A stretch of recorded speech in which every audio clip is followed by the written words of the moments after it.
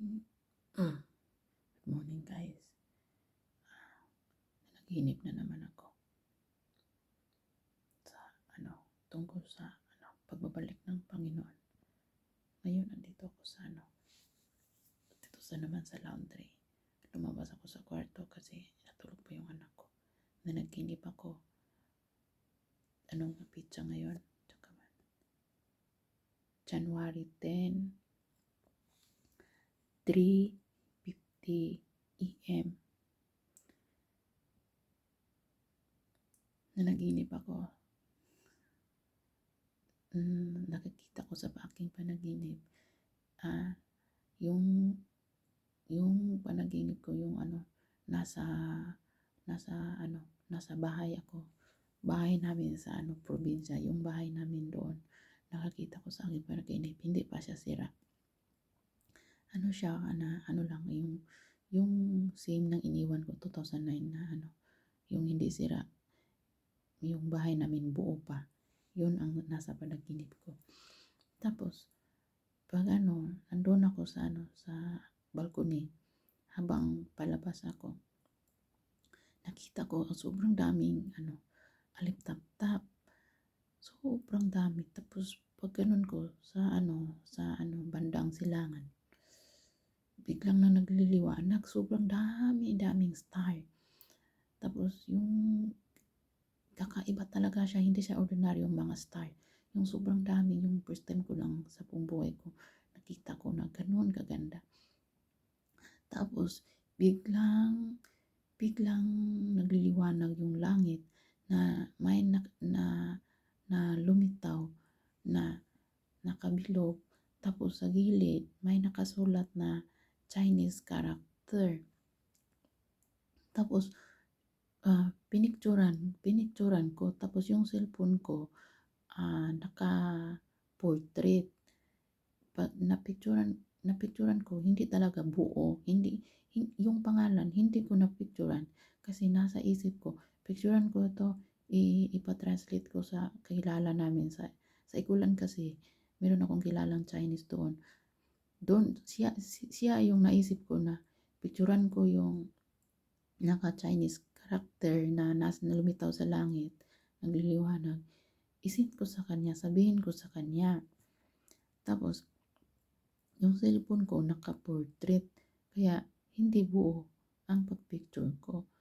Tapos, sabi ko, para makita ko, na lang, para buo makita ko, ko yung cellphone ko, i-landscape, i-video ko na lang para, kasi pag ganun-ganun yung lumilitaw sa langit, sa himpapawid, siya, naka-ganun-ganun ba, yung nakaganon, tapos naganon-ganon yung hindi talaga steady yung lumilitaw na para siyang mga bituin na nakaporma sa himpapawid.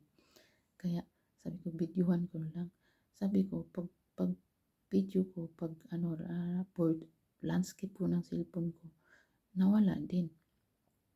Wala na akong video. Hindi na ako naka-video kasi nawala. Tapos, nakakita ako sa bandang sunset, yung sobrang laki na mga bahay. Tapos, meron akong nakita din doon na yung parang makikita mo sa mga building na parang anong tawag yung hindi ko alam ng tawag yun. Makita mo yun sa ibang mga building na pag mag-construction sila, meron silang malaki na parang magganon yung malaking bakal, tapos yun ang magbubuhat.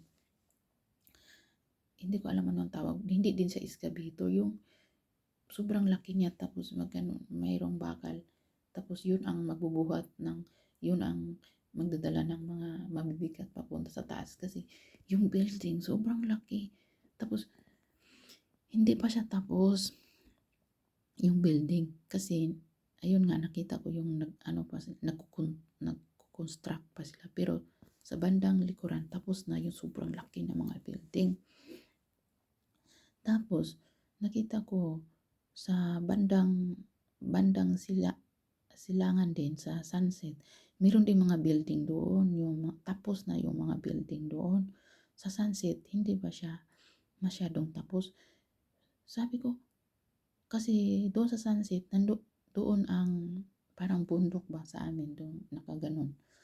Sabi ko, hala, hindi na bundok, dagat na, kasi mayroong mga container van din. Tapos sabi ko, hala, hindi na bundok, dagat na pala, meron na palang dagat sa sa malapit sa amin. Sabi ko na sobra akong tuwa ba. Tapos habang sobra akong saya, ako, patalon-talon ako ba, naglukso-lukso. Habang tumatalon-talon ako, nakita ko yung kapatid ko na si Sulin nasa balcony. Tinawag ko siya, sabi ko, halika Sulin, tingnan mo. Hindi na ako yung paa ko hindi na nakalapat, nakalutang ako, oh, tingnan mo, halika. Tinawag ko yung kapatid ko. Habang tinatawag ko yung kapatid ko, hindi siya pumunta, andun lang siya sa balcony. Tapos habang patalon-talon ako, nakita ko yung lalaki nakasuot ng yung suot niya panit ng hayop.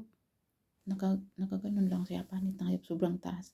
Yung buhok niya, katamtaman niya, yung mukha niya, hindi ko masyado kung sino. Yung katawan lang niya, nakasuot ng panit ng hayop.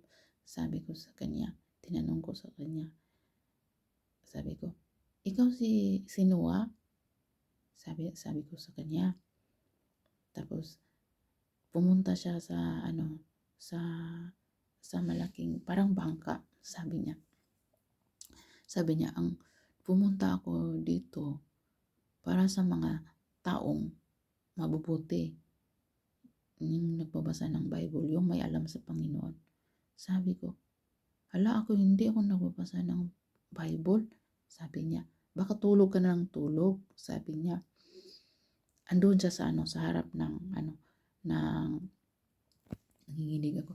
Andun siya sa harap ng bangka. Hindi siya malaki kasi, yung ganun lang. Tapos andoon siya, may hawak siya na aso na puti. Ganun. Sobrang laki yung aso, taga